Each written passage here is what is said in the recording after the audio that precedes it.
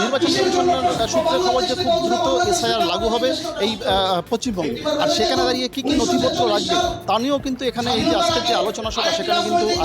তারা আলোচনা করছেন যাতে কোনো সমস্যা না হয়, কোনো মানুষের নথিপত্র কী কী লাগবে তারা যাতে কোনোভাবে শাসক দল বা তৃণমূল কংগ্রেসের যাতে কোনো রকমভাবে ভুল পরিচালনায় তারা যাতে পা না দেন, ঠিক তার জন্য তাদেরকে বোঝানো হচ্ছে। এখানে প্রচুর পরিমাণে উপস্থিত মানুষ যারা রয়েছেন তারা প্রত্যেকে এসেছেন, প্রত্যেকে এখানে এই যে আলোচনা সভায় অংশগ্রহণ করেছেন তারা শুনছেন। পাশাপাশি যাদের কাগজপত্র নথিপত্র